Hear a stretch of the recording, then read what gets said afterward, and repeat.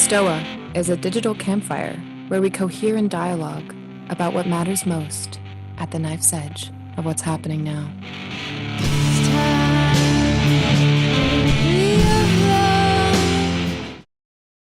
Hello, everyone. Welcome to the Ontological Design sessions. It's the second edition. The title today is How Art Frames Being. We're honored to be accompanied. Before we start, I'm Daniel Fraga. Owen Cox is co-hosting this with me. We both have a podcast called Technosocial. And we're honored to be having this conversation with Andrew Sweeny, Rachel Haywire, and Chris Gabriel. Thank you, Peter Limberg, as well for offering the platform. The way this session is going to work is it's going to be a roundtable session. Before anything else, I'm going to have to ask you guys to turn off the cameras, everyone, so that we don't, so that Zoom captures the session appropriately.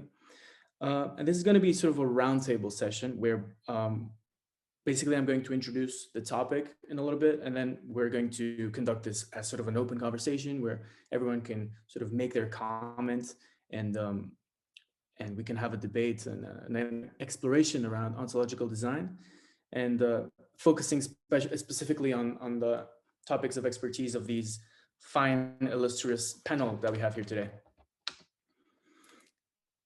So let me introduce a little bit about what we are going to talk about today, and then I'm going to pass it over to our panel. In the age of fourth generation warfare, memes are weaponized.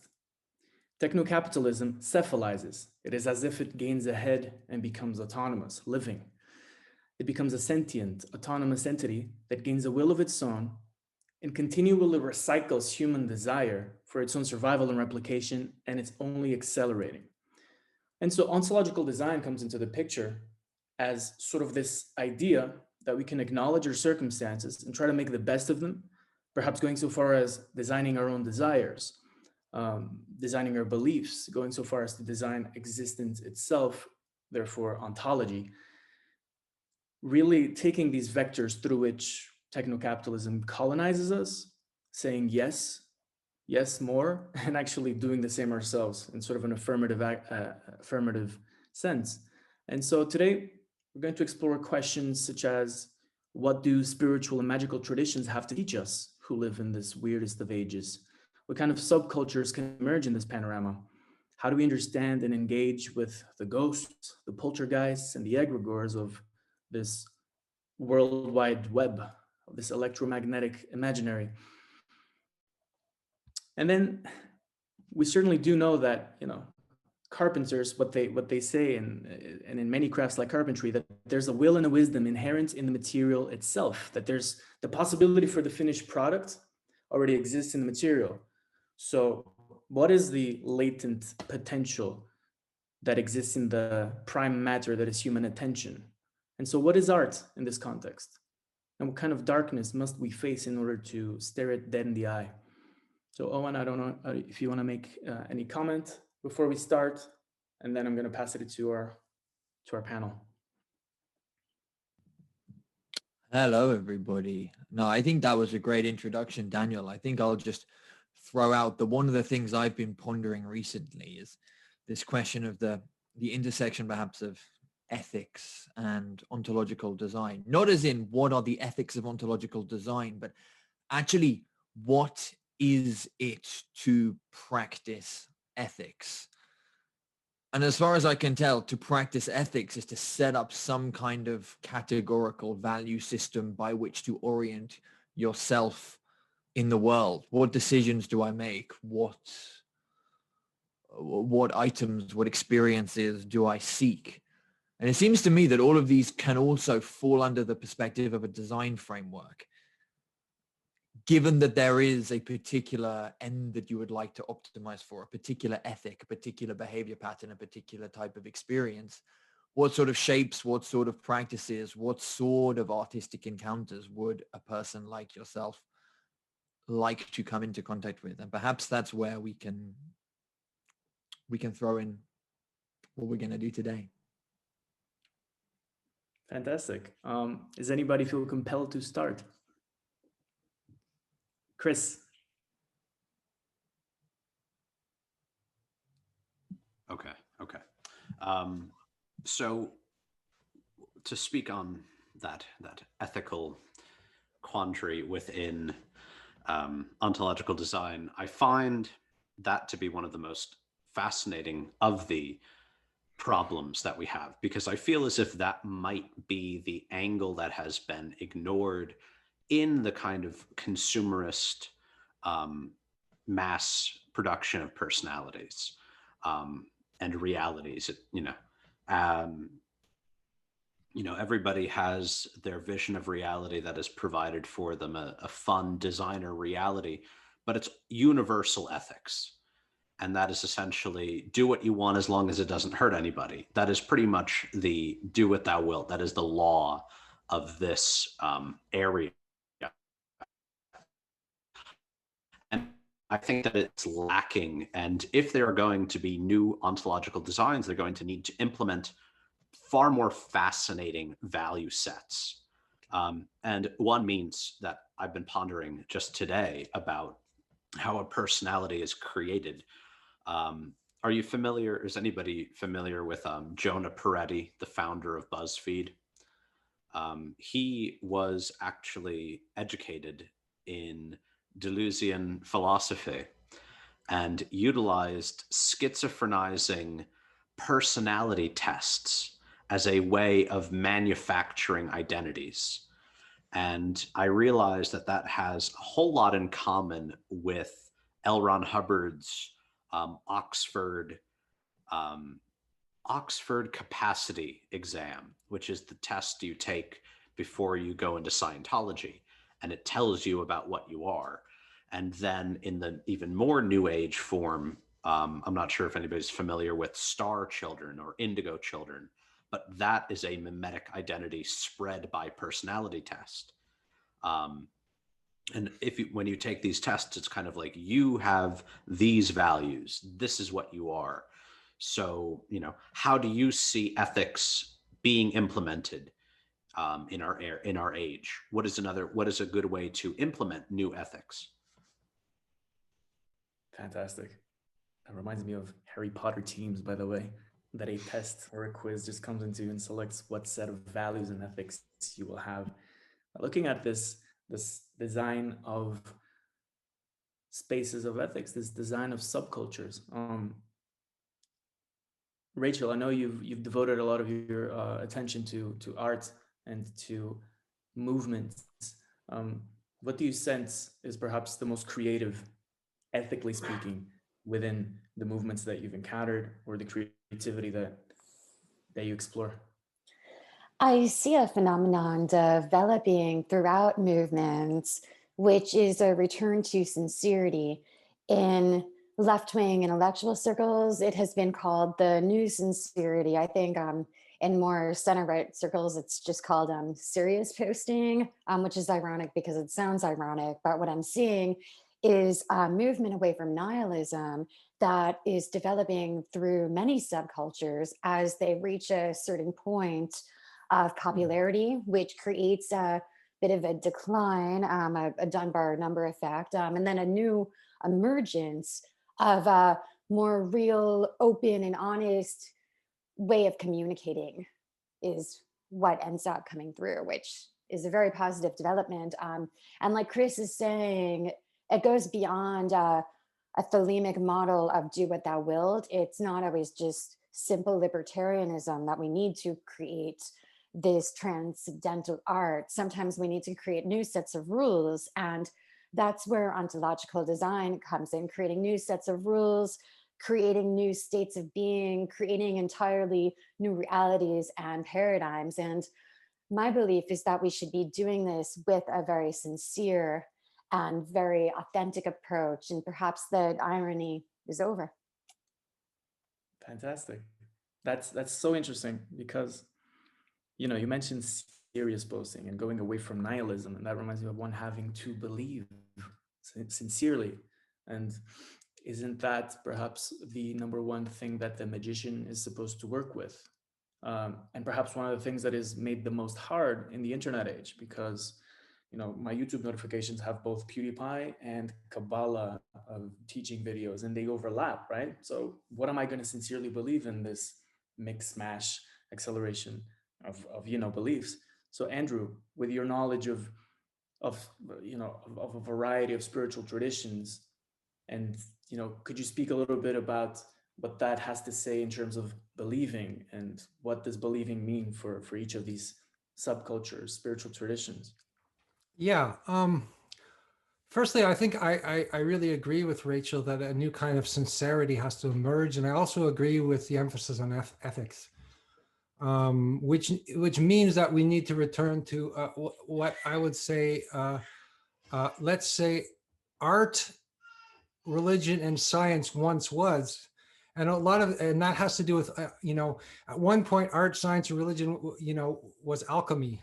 In some sense, it was one thing. It wasn't it wasn't this compartmentalized sort of thing. So the early alchemists who would experiment with mercury and sulfur and which represents the male and the female principle. I've been studying recently. The sulfur rises up in its divinity, and then there's this cooling motion down, and so at one point this was a very serious occupation, which wasn't just about science, which wasn't just about, I don't know, design. For me, the word design and being need to be clarified here, because design seems sort of clinical and scientific, whereas being is really what it is the existential aspect. So I'd say that we need to combine the existential with the artistic, with the scientific, and where the artistic is important is to understand what the function of art is. And I think the function of art today is very different than what it once was. The function of art today is considered to be a sort of individual occupation. It's either there's this hyper-realism where you're trying to portray reality as it is, or there's this complete distortion of realism. Whereas I think that art is not an individualist activity, and it's not a collectivist activity. It's a communal activity in some sense. So if we go back to iconology, and I've been writing about symbolisms and icons and that kind of thing, you would create an icon because an icon would be a portal to the divine, to something divine, to something greater than. It wouldn't be any kind of there'd be no realism to it. And then and then we move on to the Renaissance, where they start to portray everything with this hyper realism. Bodies are sort of muscular and real, and I think that this humanism that comes in, and the secular age and all that.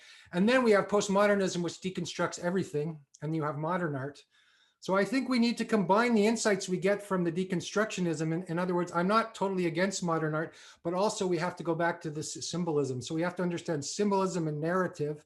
And we also have to understand, post-narrative, post-symbolism, deconstruction, a spirituality that is beyond narrative. So I've been trying to bring those two together in my mind in terms of how I think about art, and to bypass individual expression and all that bullshit, and to bypass or sort of collective political messaging in art, which I also consider to be kind of bullshit. Yeah. I feel like a lot of people have been working toward, I guess you could call it like a third, fourth, fifth way of art, something that uses the tools of postmodernism without succumbing to the same social and political trends, but creates something beautiful that has a restoration aspect to it. And I think it's just a matter of when and where, because my impression is that a lot of people in this community and adjacent communities have had this same idea about using the tools of postmodernism to create something completely different. And it should be iconic, and it should be intense, and it should bring people out of the base reality that they're in now into an entirely new ontological universe. And the tools are in front of us. People are using the postmodern toolbox every day. It's up to us to construct a new design with them without succumbing to old political trends. I think one of the greatest tools in that postmodern toolbox is that of the grand narrative, and specifically the concept, it's a very old philosophical concept of the aurea catena, the golden chain that links thinkers over time. And I want to defend Thelema a bit, because I think I might have made it seem like do what you want as long as you don't hurt anybody is Thelemic, but I think it's a perverse misreading of Thelema. And what we find in Thelema and what we find in its progenitor with Nietzsche is this aurea catena of what Nietzsche called new philosophers and new philosophy, which is essentially liberated ontological designers producing new realities for people. And Thelema is this, and do what thou wilt is not kind of, it's not nihilism, and it's not ethical nihilism by any means. It is the ultimate responsibility of the person who becomes aware of these things. And this, I think, is what is lacking in the current academic understanding of postmodernism. 100%. Like you said, it is a toolbox. It is not just a set of weapons with which to dismantle narratives, but it is the ultimate kit to create new ones. And I think that this is kind of a problem that we are at, because we are at the turning of the aeon. We're at this great transition point where people can only think to destroy. They are unwilling to create. And that's why I think that oftentimes this new sincerity, while it is gaining popularity, can kind of take on a very tiny, weak, but in an intentionally weak show, where it's just what I find, especially on places like Twitter, where I think a lot of the new sincerity is taking off, is just, it's the people who got married and they decided to stop caring about the world. And that's a good thing, I think. Like, that's okay. That's fine. But I don't think that's the peak of new sincerity. I am still a believer in the individual and in individual expression as the only means with which to move communities. There's never been a community that spontaneously decided to do things without individuals first providing a path. And that is the importance of the aurea catena. We have to look to past paths and recognize there is a lineage of movement to be able to move at all. That is what the dismantling of all grand narratives has produced. It's produced a hesitancy to all action because we have come to believe all past actions were wrong. 100%. I think what we all have a sort of, there might be a choice anxiety when staring into the postmodern toolbox, in that there's sort of a crisis of motivation. One of the things that I often come back to with ontological design is that, and indeed, Andrew, the words design and being, there's something to it, and that they might not be fully correct. Why? Because is it really the designer who designs? Who designs? Is it not the Heidegger on the question of technology has a not simple, has a very important analysis on how technology frames being and how technology enables being to come to pass in specific ways, enabling it to be inframed. And so that begs the question, like, who does the creating, and is it the individual that puts it forth? Is it the individual that is just sort of a channeler for the creation to come through? That's a question that I'm happy with leaving unanswered, because it's kind of a loop, obviously. But by leaving it unanswered, we also leave the postmodern conundrum unanswered. And we also leave the question of alchemy unanswered, because is our answer really only to speak about a method and an engine?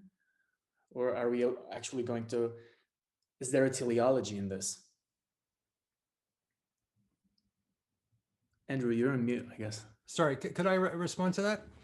Yeah, it's Yeah, exactly what I was about to say.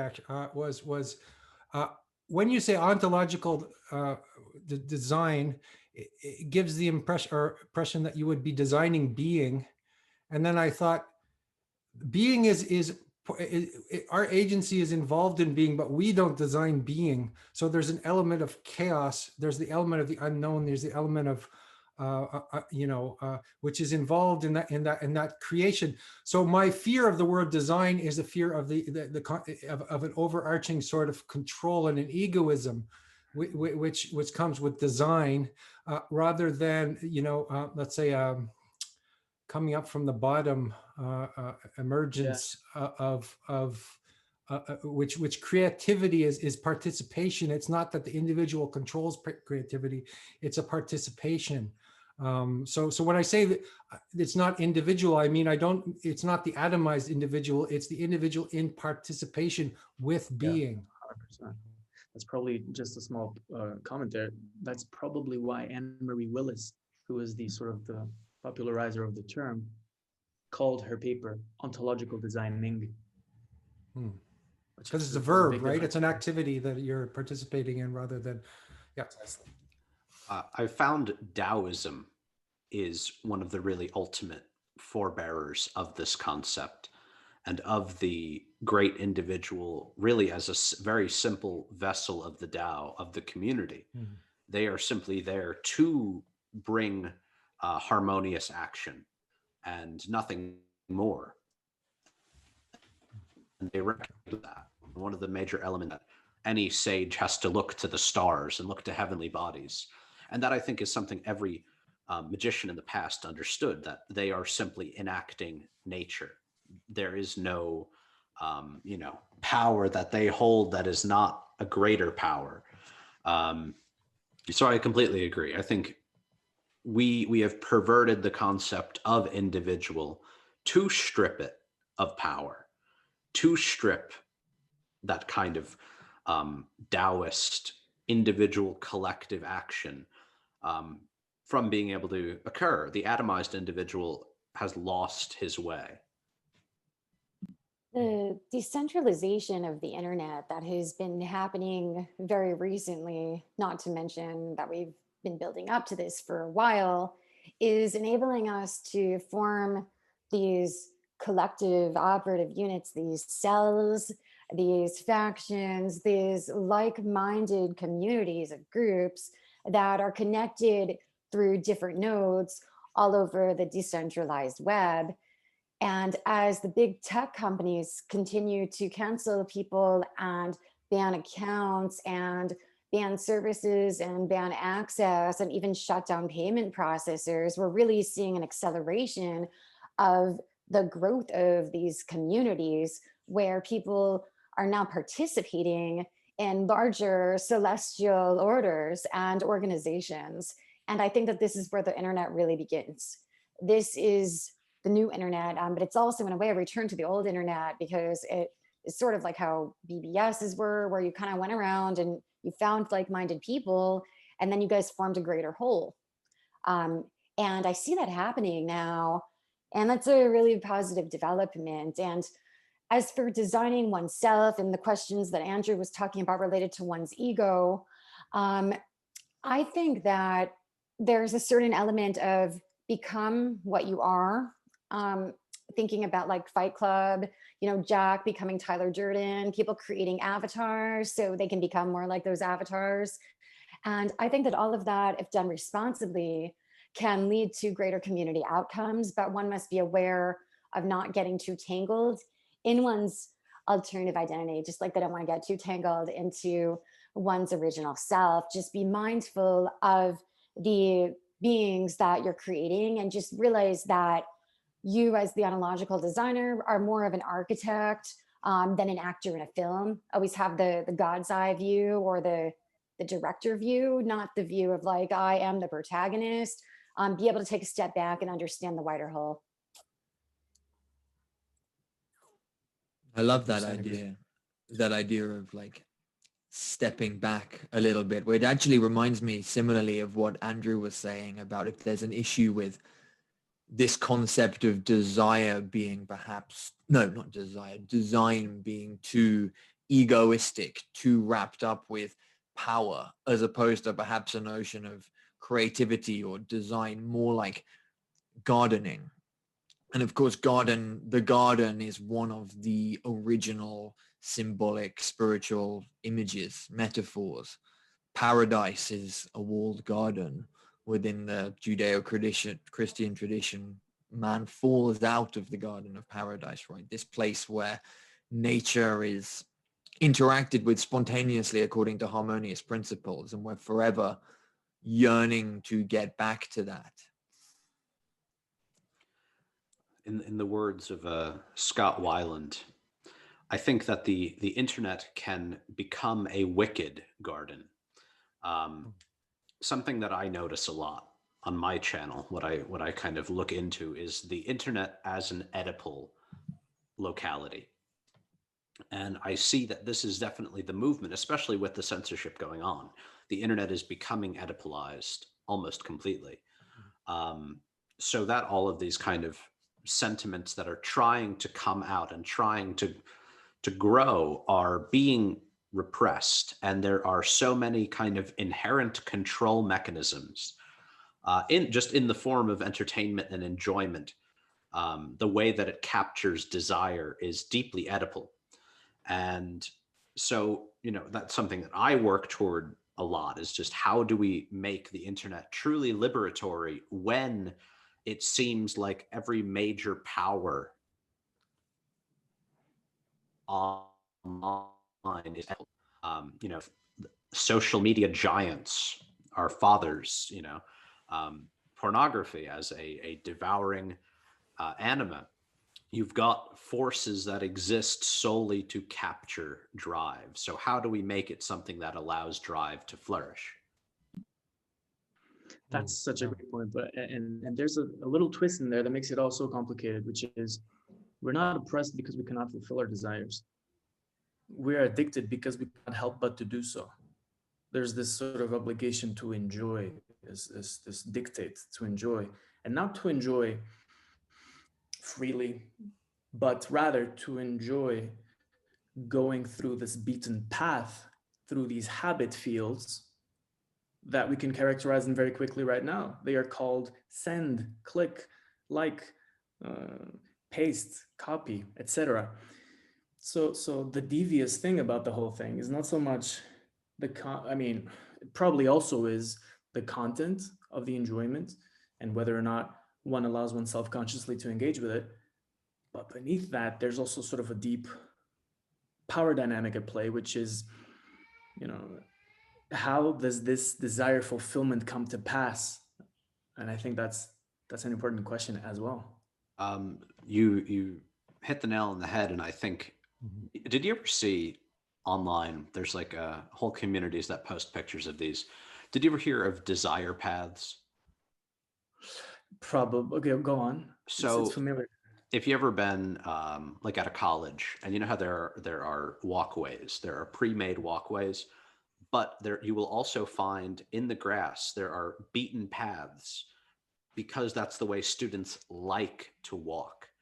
It is not a path that is paved, it is made by desire.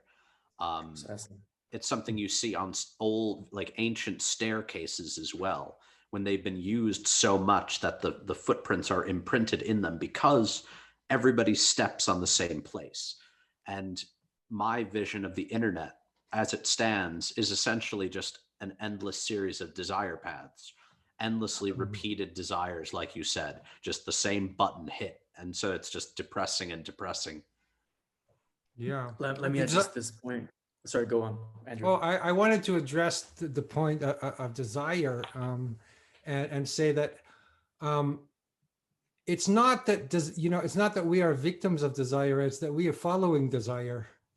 There's a way out of that vicious cycle of desire. Only it's very challenging and very hard, as the alchemists, and as the tantric adepts, and as the yogis, and as the Zen masters, and as the monks knew very well, right?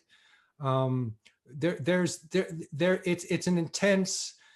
It's actually a battle, in a sense, because we just allow ourselves to be,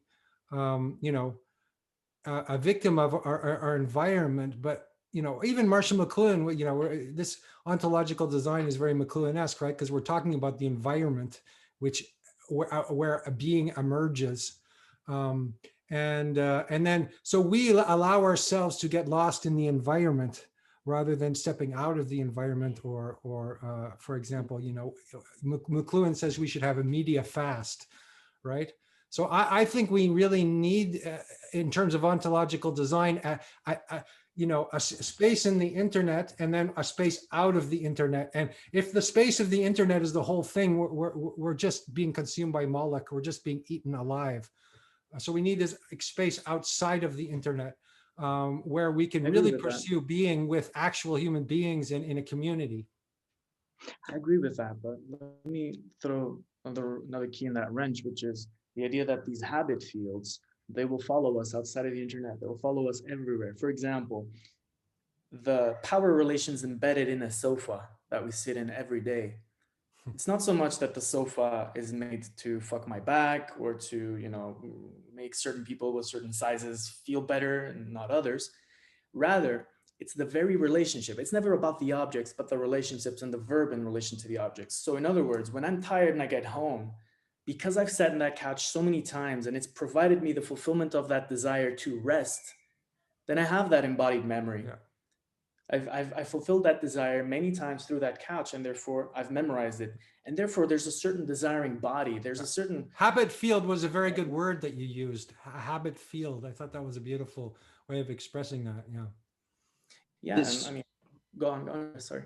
This is where we find the absolute essential nature of Wilhelm Reich, where it is only through breaking down those bodily restrictions that we can liberate our minds. It is only through what he calls character armor and dissolving character armor through through massage, through sex, and just through bodily action that we can overcome these things. Because you're completely right. The patterns built online do carry, and one of the big ones, just a quick little thing, just the dowager's hump. When you arch your neck to look at the screen, it actually builds up. Your head remains arched. And this is like almost the rule now. You look at all the kids and they're going to have it in the future. All right. Yeah. Yeah. Well, habit fields, breaking habit fields. The tragedy with William Reich was that he didn't have a path. He was trying to do it all on his own. So he went mad. So he didn't have methods to break through those habit fields, but there are methods, and there are traditions and where you can break through those habit fields. I tend to work with traditional ones, but this is what I found. Rachel, go ahead. Yeah. William Reich was definitely onto something when he realized that it was the libidinal desire that was being repressed that caused a lot of mass violence. But I think where he failed short was in his understanding of fascism. He didn't understand the wider social mechanisms of how orders like that developed, and he attributed all of it to biological functioning, where I think it's important for us to separate the biological functioning from the mental functioning, especially when it comes to ontological design. What a term that I heard was the mental environment, which ties into McLuhan and the medium, right? What is your mental environment? Now, for somebody like Mishima, he kind of had this mental environment that he created, and then he got into bodybuilding. And I think a lot of people online are coming to a similar realization after, being hunched over their computers, and I forget the term Chris used, but with the neck, like the hunch neck, the internet neck. And I think that a lot of people are getting into bodybuilding now for that reason. It's not enough to have a mental environment. They need a biological environment too.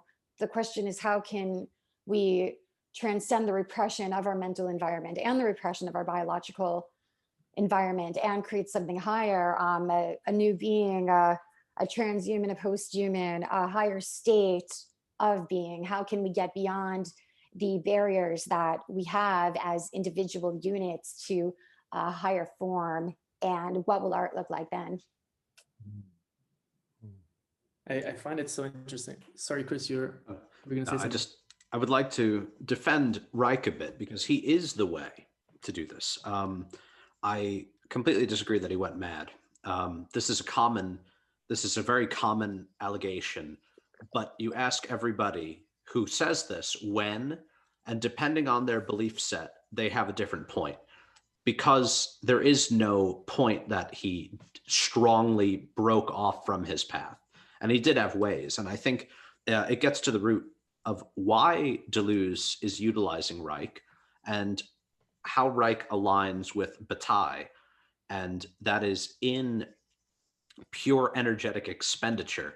I think it's a mistake to distance the mind from libido and the functions of our mind and our creativity from sexuality, because this is like such an old Freudian problem where sex is still dirty, it's still vulgar and base.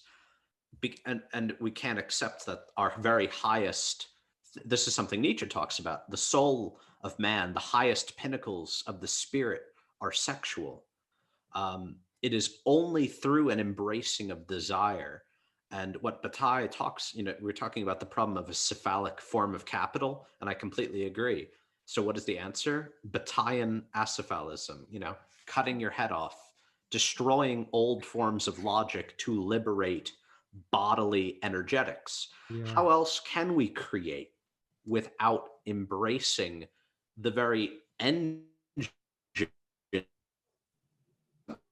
We talk about accelerationism, but Nick Land recognizes that the engine of acceleration is drive, drive in the Reichian sense. He's not even operating on old Freud. He's giving drive Reichian material existence. And I think that is one of the most shocking and powerful things that he does.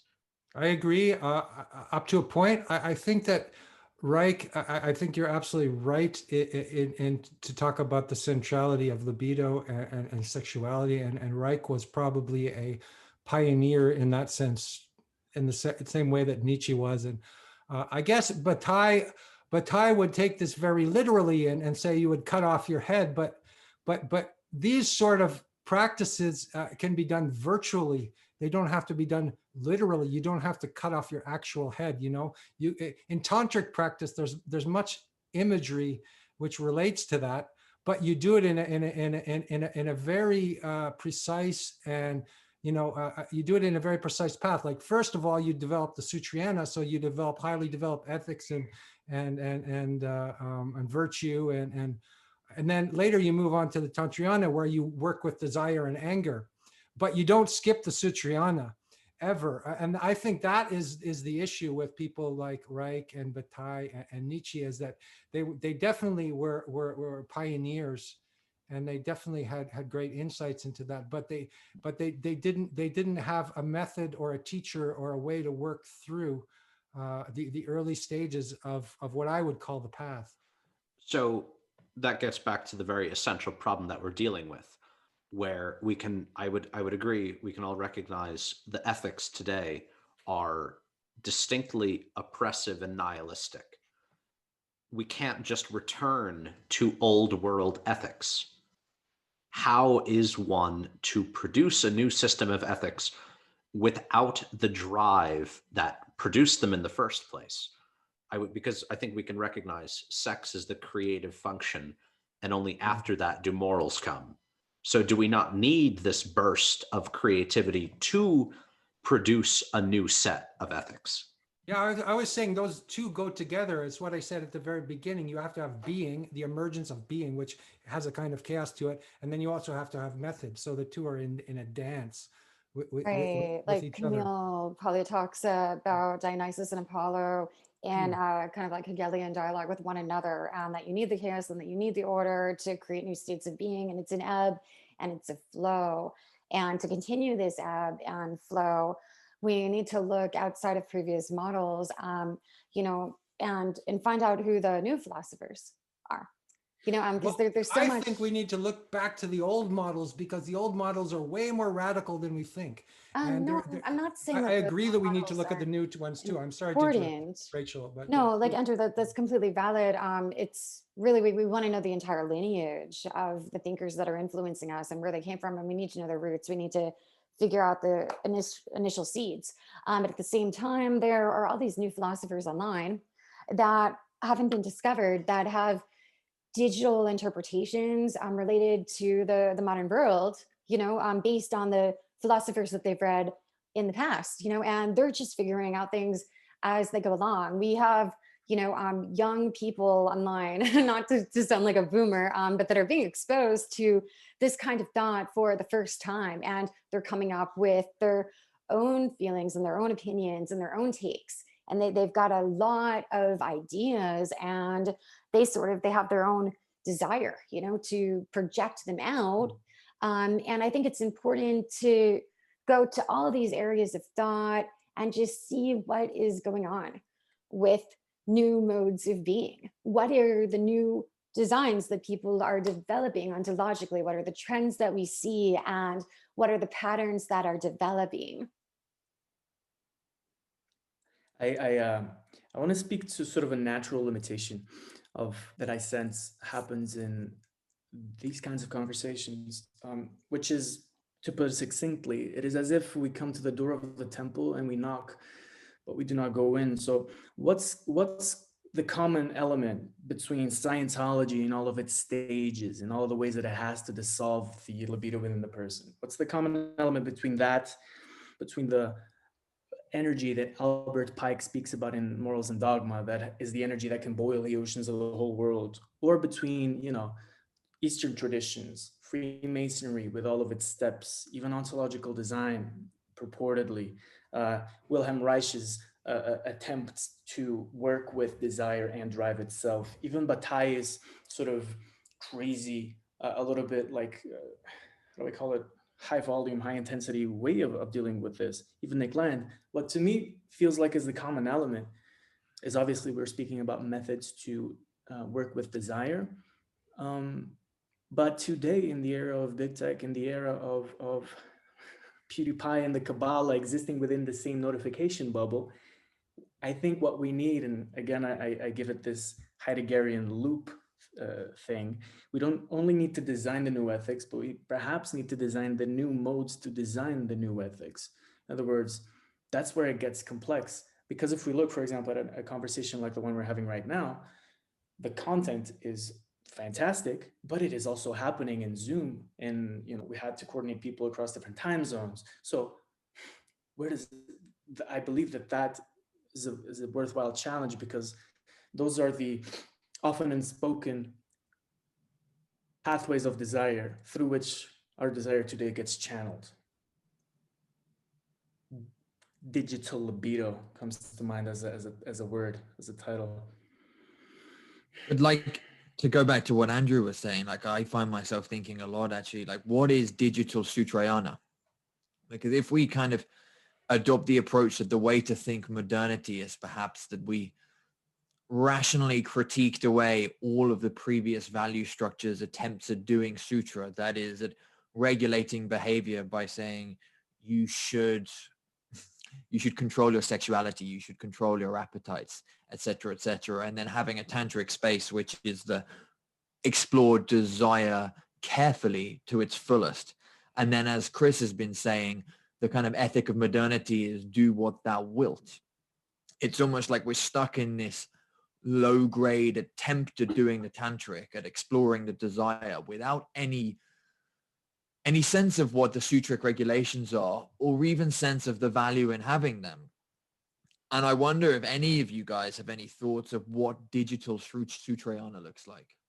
Well, renunciation is the word, right? Alexander has a word. Imploitation is also a good word, where you step out of it and go into digital, monasteries of you step out of the mainstream basically, and you don't believe in any of it. Renunciation is total.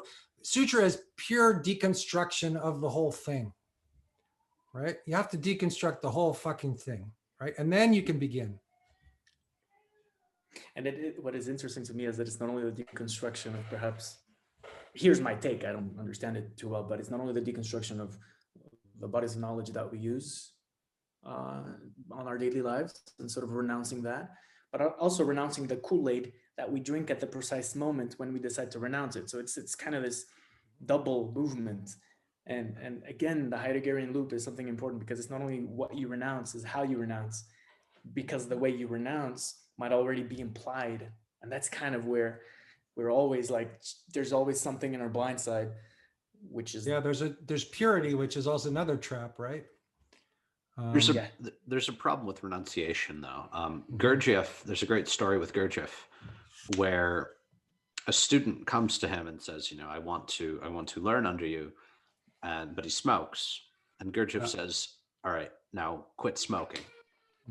And it takes him a while, but he quits smoking, and he comes back to Gurdjieff. He says, I've quit smoking. Now will you teach me? He says, yes. Now, first you start smoking again, and you don't get addicted. And so I think, to me, the internet, I have a lot of the people who are subscribed to the channel, lots of the channel is spent the internet can do bad things. And the people are like, oh my God, what do I do? Should I just get off it entirely?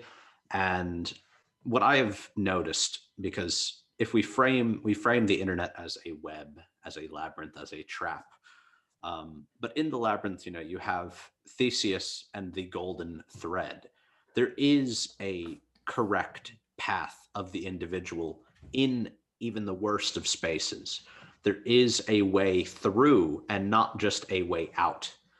One cannot simply renunciate these places because there is still treasure. There is still something that needs to be saved. He still needs to save Ariadne. And if you don't do that, you lose something immense. So I think and this is the whole problem. This is, why I personally prefer Taoism. When you renunciate life itself, you lose the great treasure of it. And there is treasure. So to me, a digital ethicality is, in my own personal system, is differentiating between algorithmic holes and golden threads, between a path made for you to fall into infinitely and a path that you have willed. Yeah, very much. A path that you have willed is completely different from a pre-made path. When Daniel was talking about the problem of certain types of renunciation, I would point no further than women taking breaks to go on a self-care healing journey incorporated by the latest Instagram fad. I don't see that as equivalent to a more personal renunciation in which you are following your own path for your own means and you're realizing things in the wider community. That is just a blind obedience to the current trends of the era. I don't think that's a real renunciation going on. And some people, they'll take it as far back as, like Ernst Jünger talked about the forest passage. And, some people thought it meant literally going to live in the woods, and completely breaking away from civilization. And then you have people like Nick Land that have been focusing on this idea of exit over voice, instead of, starting a protest and talking about what you don't like going on with the government and the system. You're going I'm going to go do this over here. I'm going to completely break away, start my own civilization, start my own currency.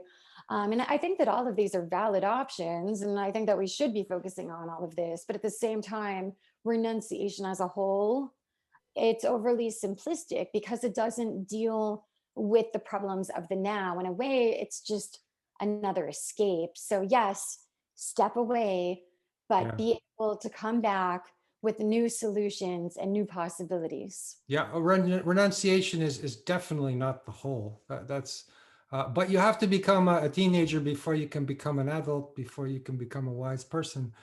So you have there are stages in life, and the reason people don't like renunciation today is because people are so attached to their lifestyles and their modes of being and all that, and there's very few people who want to radically break from that. So that's a defense of renunciation, but I wouldn't say definitely it's the whole. I think of the Judaic tradition, and you have the Torah, which is the laws, right? And Judaism is also often thought of as the religion of law, and you follow these laws and you become and the law is said by God, so the law is absolute, and it's beyond any kind of, and that's really Sutriana. But there's also another side of Judaism where you meet the Holy Spirit directly. It's called the oral Torah, and some Jewish masters would say that the oral Torah was, the written Torah was a punishment, because people couldn't understand the direct Torah, couldn't meet the Holy of the Holiest directly, couldn't meet God directly. So you need to go through practices before you can meet God directly, and you can't skip any.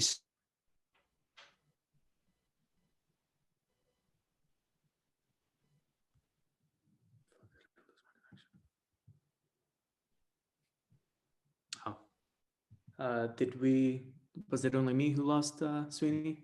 Hey, Andrew. I think you're on mute.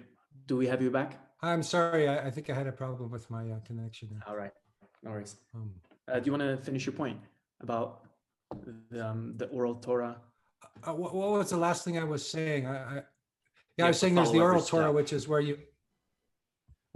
the oral Torah was where you meet God directly. You read the holiest of holy directly, and the written Torah is where you follow the law, you follow the steps, you follow the program. So I think both those things need to be in place if you're really interested in real transcendence and you're not just fooling around,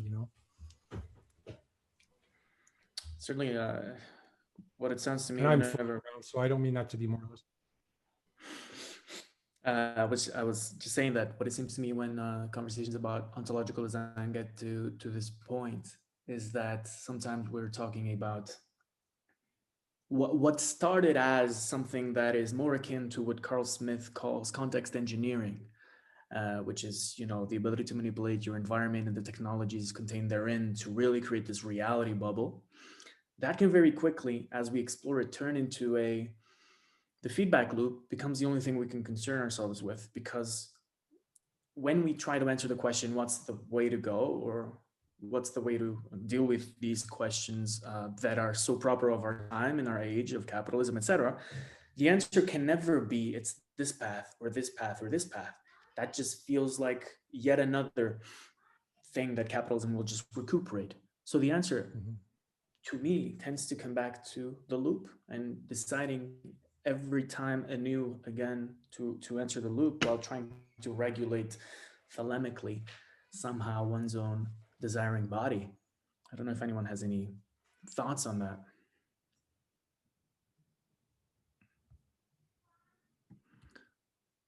Because if not, one of the things that we're going to do soon is actually bring in the Q&A and bring in the people in the chat. Peter, I don't know if you want to start bringing in some of these questions. I know you have some of those questions yourself. Yeah, we can pivot to the question portion now if you like. Yeah, that sounds good. If anyone wants to throw anything else, let's jump into the Q&A. Cool. So let there be light in the Stoa. Everyone can turn on their camera now so we can see everyone. I can warm up. I have two, but I can maybe just say one. So the first question I have, there's actually this book in front of me right now, Saving Beauty by Byung-Chul Han, which Andrew Sweeny was actually on the Stoa, I think, a couple months ago to talk about. And, when I personally think of art, I think of beauty. And I don't think it was mentioned in this talk. So like thoughts on how beauty plays a role in all of this, perhaps as an orienting, like guiding force. And I really loved what Chris said about the desire path. And is there like a beauty path potentially? And I know how I hold the space, the Stoa space, there's certain like a felt sense quality of beauty. Like when I write a journal, like I want it to be beautiful enough for me. I want this whole space to be held beautifully. I find these ontological design sessions beautiful. I find like Rachel Haywire's Philosopher Queens beautiful. Like Chris is having a series coming. I think it's beautiful. It's just like, I just want that. I'm following a beauty path essentially with this whole thing. So yeah, I'll throw that out there. Beauty. How's this land for everyone? I feel like what an excellent question. To me, one of the other figures who I think I talked about with Dan and Owen on the podcast, because I'm always interested in who are these people who who are designing and who had designed. And other than Hubbard, who I think suffered greatly because he didn't have beauty, you have Gabriel D'Annunzio, who was fixated on living the beautiful life, on creating life as a work of art. And he did so, I would say. He created everything he wanted to. He made his life beautiful. And of course, it was imitated and made perverse. Like, he kind of created the influencer lifestyle, or the model of the famous person. And that is a good way to look at, like, this is what happens when you take the beauty away from a path, when it is simply a desire path and not a beauty path. So that's a great way to frame it. The path of D'Annunzio, the beauty can be retained without going into the ugliness that came after it. And a great example of that would be David Bowie. He's a musician, artist, ontological designer who turned himself into a living work of art, just like Gabriel was talking about. And when Bowie did this, it was to create his own world, to create his own state of being. And he brought his entire fan base along the way with him, through his makeup, through his costuming, through the characters that he played. He turned himself into a living embodied work of art. And I always like to say, who are the David Bowies of today? Who are the people that are following down this beautiful path? Who is going down this exploration of what it means to truly be alive? Yeah, I absolutely agree that the path has to be beautiful. It's not a question of like, should it be beautiful or not? But if there is any ontological design, the essential thing is one needs to live one's life in accord with beauty, and not a naive or superficial kind of beauty, but an intrinsic and deep type of beauty. Yeah, I mean, so a couple of weeks ago, Daniel and I were speaking at a panel again about ontological design, and this guy, he criticized us for saying, what is it that ontological design, what problems are you actually trying to solve? We've got a hell of a lot of problems in the world. What are you trying to solve? And I thought that way of approaching the problem, it lacks the element of beauty. Again, it's reducing what we're talking about to quite a mechanical, rationalistic frame. And indeed, this kind of brings me more broadly to what I think is my criticism of this sense-making space, which I think, Peter Lindbergh, actually, you do a great job at making the Stoa kind of stitching it together. But it's also, like you said, it's got the beauty factor where some of the core nodes and thinkers, say around game B, don't have the beauty element. And that's fine. They're super intelligent nerds, essentially, who do a really good job at what they do. But the idea of reducing all of being down to game theory and then building up from game theory, or having a religion that is not a religion, like scientifically extracting the principles of religion from religion and then throwing it together into something that does the job of religion without you actually having to have a deep existential relationship, symbolic relationship, artistic relationship with the tradition and with the practices that you're coming from, is a great loss. And I think even the word sense making itself kind of implies that what we are doing here in these spaces is simply trying to just like to understand what the fuck's going on in the world at the moment. I don't think that goes anywhere near far enough. We really need to bring ourselves back into connection with something beyond, like someone in the chat said, a kind of utilitarianism, something beyond simply solving problems, something beyond simply maximizing the good as defined by the satisfaction of desire for most people. Just want to very quickly add something to it. We generally articulate our sentences in terms of how do we walk a desire path? How do we walk a beauty path? I just wanted to add, I just do one thing. My whole fucking life is the same loop. So who actually, is it we who walk the path, or is it the path that walks us? If you notice in cities, ancient cities, buildings change, but the roads remain in the same place across thousands of years. So it's kind of a desire path idea, but taken to its sort of historical, millennia long extreme. So in that way, is it us who walk the path of beauty, or is it beauty who walks the path of us? and there's really no answer, which brings it all to sort of a compressed situation, which is sort of my contribution to this question. Yeah, that tracks how I hold it as well. So I'll warm up the room with another question. Feel free to start throwing your questions in the chat. We have one already, but start putting them in. So when I think about art too, I'm going to might throw in some terms here. I think of Philip Reif's idea of death works.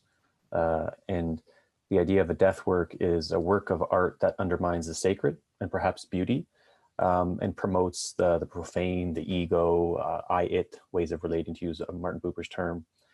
And if there's death works, then there's life works. And life works is the opposite. It promotes the sacred. It puts ego in its place enough to promote I-thou ways of relating.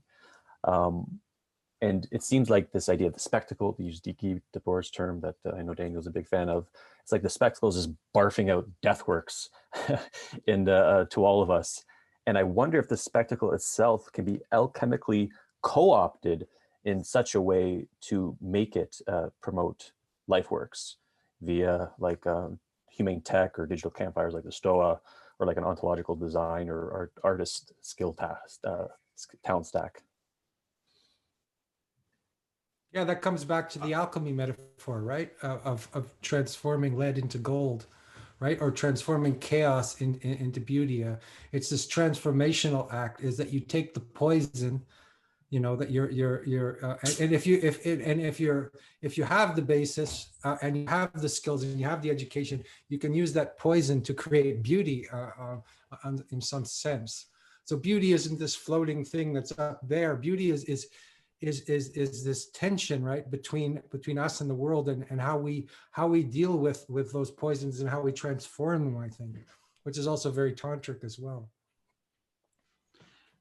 The alchemical process involves a transcendence of what you know to be true. And I think that is where many people get confused when it comes to ontological design, because they have a narrative that they've believed in their entire life, that they know to be true. And, you know, what the thinker thinks, the prover proves. This is confirmation bias. And they're going to go around believing that the world is one way. And the alchemical process of escaping that mindset and entering a new, beautiful reality is often very painful. It's often very difficult. And there is an emergence involved. There's a transcendence, an awakening to a higher state of being, a higher mode of reality, so to speak. So alchemy isn't easy. A lot of people, they just assume that it's some magic trick, but no, like alchemy is an entire initiation of one's self, one's body, one's existence. And I think alchemy should not be taken lightly. We really need to understand how these elements work. We really need to understand when something is mercurial, what does that mean? What does that feel like? And how does this process work? All of these things are important to know. I wanted to point to a brilliant life work that came out of a locality of death works.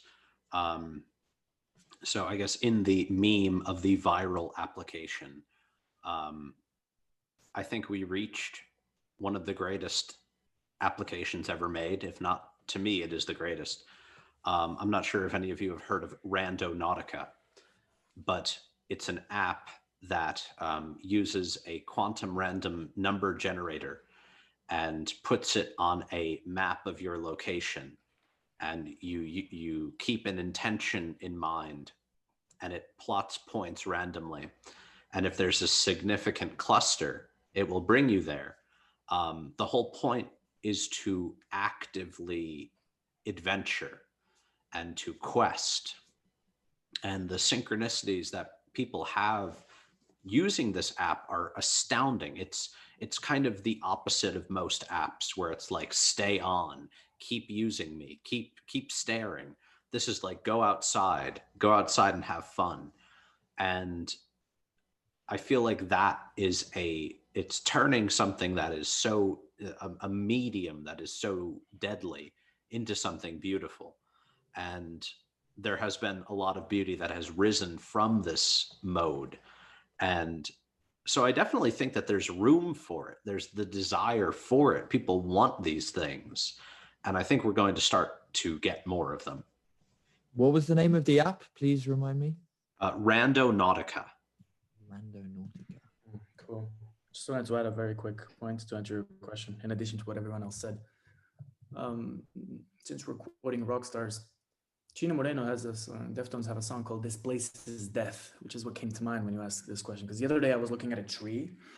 I was like, this is death. There's no such thing. There's only death in the world. Like, it is a continual dying. And that drove me a little bit weird. It was very weird for me. Within that, there are things that one does, like following random points on a map. Why? Why does one do anything? Well, that's perhaps the silent answer, the silent motivation, because we are continually dying, but we are. So there's something very interesting in this articulation of motivation, which is, I guess, what your question boils down to, Peter. Awesome. Let's see. There's a question from Natasha. If you'd like to unmute yourself, it's about game B, similar to Owen's statement. Hi, I'm really enjoying this conversation because I am an artist, and so much of what has been spoken here really mirrors my purpose of why I like to do art and why I think it's important. And when I liked so many things about what was said, but one thing I found interesting was that an artist, it seems like when we're moving towards game B, that an artist doesn't really see themselves as a singular entity just doing art for themselves, but that it's also not like a collective thing, that's somewhere like in between. And I think the attention economy is like part of like what an artist wields, and I would like to steal back our culture, meaning that my art will help to captivate the attention of the viewer to counterbalance like that death art that Peter Lindbergh talked about, like the art that's just there to like create more consumption. So in the game B, as we're moving towards that, I'm trying to I have a question of like, what does a game B aesthetic look like? Because it's so much people all over the planet with their own cultures and their own histories and backgrounds. And I feel like we do need to have some kind of a living art to create into these like spaces like the Stoa, because I know that I feel like an outsider, but as soon as art comes into the picture, I feel like this is actually a thing now, that I don't feel like an outsider anymore. It's like now it's coming alive and it's like uniting me with everyone. So if anything can be spoken towards that, I'm like super excited and curious for ideas.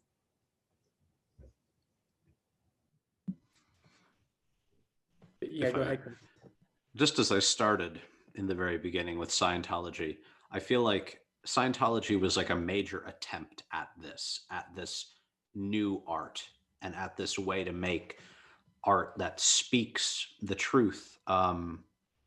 Because Hubbard takes Crowley's Every Man and Woman is a Star and he interprets it through Hollywood movie stars. That's why his religion focused on the movies as the new liberatory spiritual art form. But I think, he ended up failing because Hollywood had that inherent vice. And to make these new liberatory forms, I guess, look to the places that are like a lot of what has been talked about here is that decentralized place. Like, I think memes are a great look at that. It sounds ridiculous, but it's like, that is art. That is guerrilla art. These are just people out there just making as much as they can. They don't have any reason. They're not trying to get you to consume it. They're just, and sometimes they're not even trying to make you laugh. They're just doing it. It's just spontaneous creativity. And it takes on these bizarre forms and they're super popular and it's crazy. And it's just like people kind of just disregard it like, oh, it's a meme. But the fact that we just have people out there making these things, and that they can be seen by millions and millions of people. It's beautiful, you know. You don't need the studio, you don't need the technology, like you don't need to buy a camera, you don't need to buy a whole paint kit. People just are making art with just a computer, what they work with. It's to me, that is a new form of art, and it's aiming at something, we just don't know it yet. I want to bring McLuhan in, if you don't mind, because I had this discussion with a McLuhanist scholar, and he criticized, my view of art, because he said today what we're living in is actually a total environment where everything is art. So it's very hard to say what individual art is, and this question keeps coming up: where's the artist? Where's the artist? But actually, your whole entire life is an art form. That's the McLuhanist sort of and what I would, and the other thing that came to mind was when I feel that I'm going to use a religious term, because I like to use religious terms to offend people, because people are so secular today, but I think when the Holy Spirit is imbued in something, then it's then there is beauty, and then there, and what we do with that is art. I think that we should look to virtual reality, and we should look to occult technology, everything from memes, like Chris is talking about, to Sure. the. I want to say, sorry, one more thing, sorry to interrupt, just include all that stuff too, like the memes and everything has that in it too. It's not some exalted. Right, and to what you're saying about the religious aspect of the Holy Spirit, the fire of the soul, the inner transformation. You take all that and you can transform it into new mediums, virtual reality being one of these mediums, where I think there's an entire world of potential that we haven't even begun to tap into yet. As artists, as designers, as creators, we haven't even begun to see what it's like to really grow what I refer to as empires of the mind in a virtual space.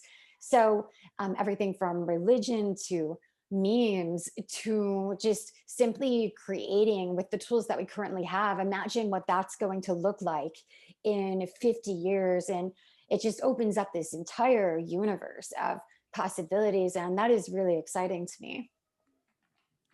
I think once upon a time, art was not distinct from the life world of the people who produced it. Art represented the stories, the gods that watched over the tribespeople. Art was what people danced to at night. It was the music they sang, the stories they told. And there's something about recognizing art as just the kind of the voice of the tribe in which you belong. And so the subculture itself is the context for art. The subculture itself is kind of the ground and the inspiration for all of the art.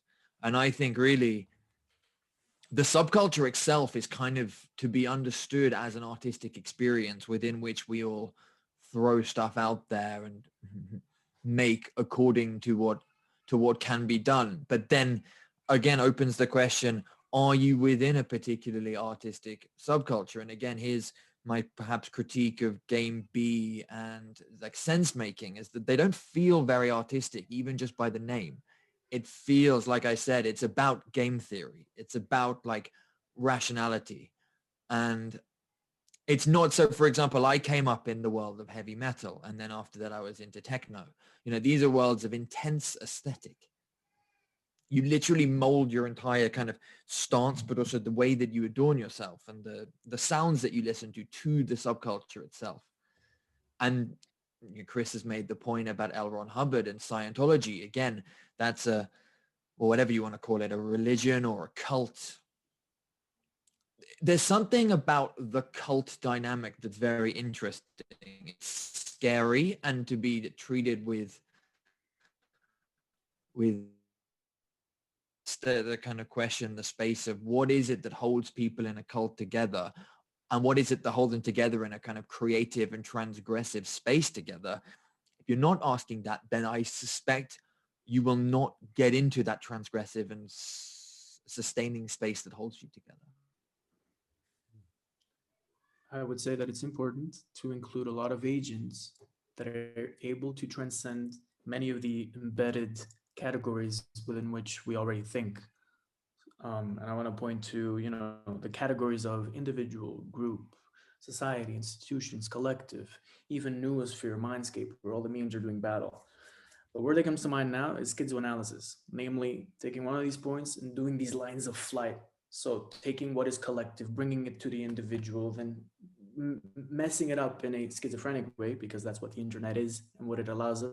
So that is the modality of art as far as I see it, and of aesthetics as far as I see it. So, the subculture who's able to, not a subculture, a bunch of individuals who overlap that have this schizoanalytical capacity, I think that's probably going to be interesting. And that would be how I'd answer. Right. So we have about 10 minutes left, and we have two good questions in the chat. So I'll try to just weave them together.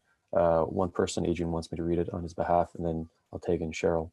So Adrian said, do you have any idea what can replace the political compass of today, social economic dimensions?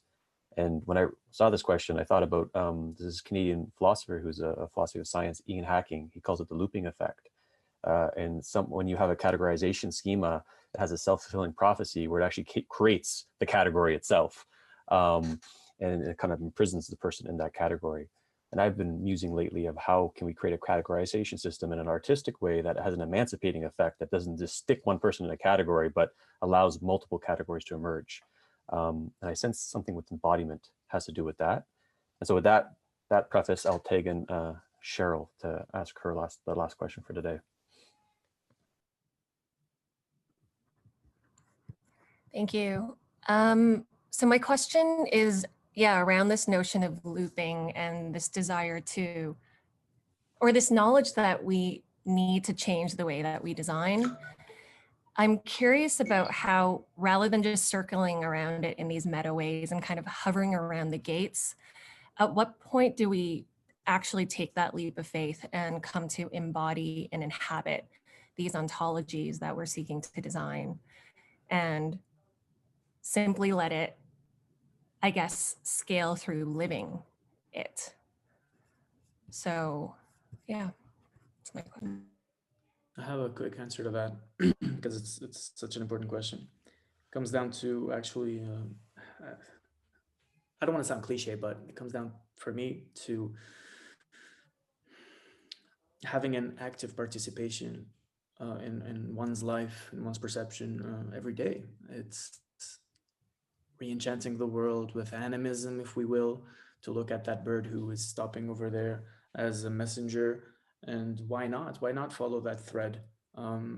Because the following of this thread is the sort of the designing and the living at the most immediate stage.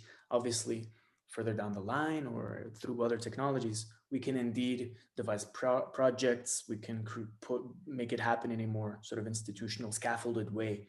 But at the basics, to me, it's obviously a return of animism, sort of a personal mythology, some sort of, ceremonial magic based on the stuff that one does to oneself, and is quite intransmissible, which is kind of key here. It's quite intransmissible, working with one's belief and with what one believes.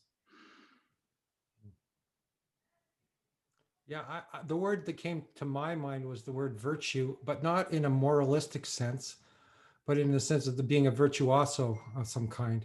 So when you feel that you can really express something that has a virtuosity to it, which is both aesthetic and ethical, but not moralistic, then that's really that's when you can, if you feel that really pull inside of you, then that's when you should go for it, I think. Yeah, the divine inspiration, the spark. When it hits you, you know that it hits you, and it creates a flow state, an alchemical flow state of beauty. And that's when you know that you're on the right path. You feel it internally. It's not something that can be created by utilitarianism or rational thought. It's a feeling of divine inspiration. And you can't construct it in a sense. Like, again, this is why I have the problem with design, is it's something that you cannot construct. And then the paradox is you construct it at the same time, right? It emerges into being, but you can't actually construct it. Mm-hmm. Nietzsche talks about the artist becoming an animist, that this is just the path. Any artist who goes deep enough, they will become mystical. Everything will become art. And so that just as that path of virtue, when you become virtuous, you know, one of the things that is present throughout all these virtue philosophies is that the virtuous man kind of imparts virtue simply by being virtuous. So by living a beautiful life, you will inspire beauty in others. You will make the world more beautiful. That is virtue. I just wanted to add something else. Like, if we now take our eyes off our screens and we look at our surroundings, then it's easier to understand the following. That is, the sum total of everything we are given to perceive and to feel is the canvas. And just wanted to add that. I think just one little thought that's coming to mind for me is like, there's that beautiful line in one of the Gospels that where Jesus is saying, like, wherever two or more of you gather, then I am there, or their spirit is, something like this. And to me, that is kind of one of the most profound lines in all of religious scripture. This idea that where two people are gathered or more with a common purpose, and especially where that purpose is beautiful or transcendent or aesthetic, then already the spirit that is higher than them is present. And so in terms of talking about taking the plunge, embodying what we talk about, I guess it's, are there relationships around you where you have space to explore these things and really talk deep and artistic and existential and kind of turn over those stones that most relationships out in postmodern capitalism won't even point that the stones are there. And that's where it starts for me. Sorry.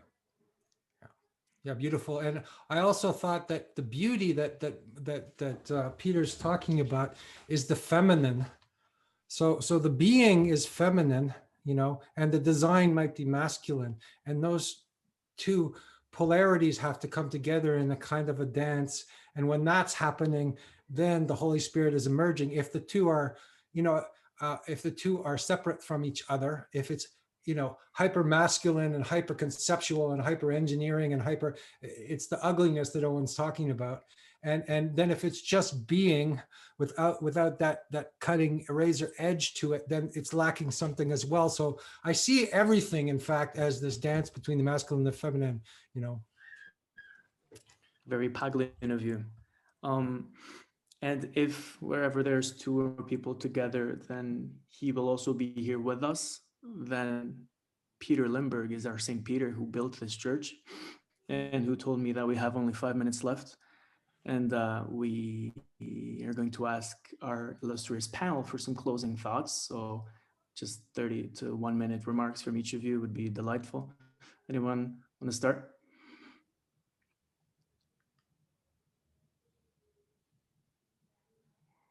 Am I going to have to pick one of you?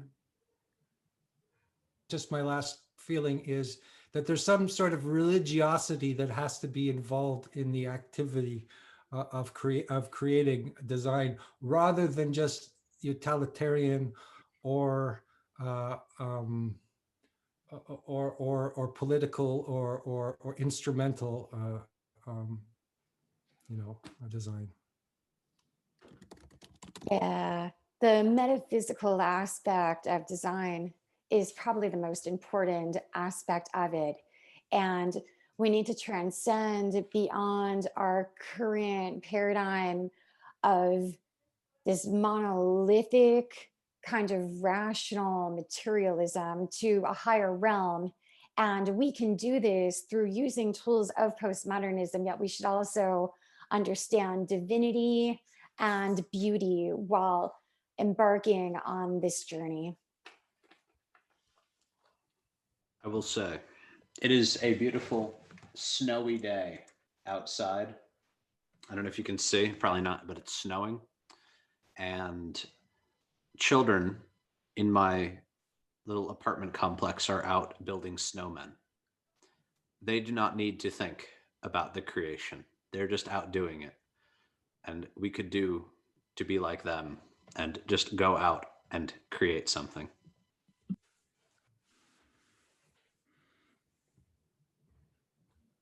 Creativity is what it boils down to. So with that said, Peter, I don't know if you want to make some closing remarks. And with that said, I think we're done. So from my side, thank you all for coming. Beautiful. Thank you so much. Thank you so much, Daniel and Owen, for another kick-ass session, Ontological Design, a series at the Stoa. I'm excited. Any thoughts on what the next one is going to be? Not yet. I'd like to go quite fucking provocative, but it depends on getting people involved. I think this one's been beautiful. I think next time we need to go really fucking out there. All right. Let's stress test the Stoa against cancel culture. You can trust the ontological boys to do that. So upcoming sessions, we have a series called, it's going to be a 3-part series. If anyone's been to Collective Presencing, we're calling it Collective Eros, and it's going to like create this felt sense of intimacy in Eros, and we're going to presence that. And then we're going to have an idea sex session where we're going to take all these mental models and then just kind of like see the cross-pollination of them. And then we're going to have Collective Eros Idea Sex Party on Valentine's Day. So you can RSVP that on the Stoa. And Chris might like this. Don Cadwell from Know Your Meme, that famous Know Your Meme site. He's the editor-in-chief there. He's coming to the Stoa on another communal podcast called Exit the Void. So you can RSVP that on the stoa.ca. So that being said, Daniel, Owen, our panel, and everyone else, thank you for coming to the Stoa today.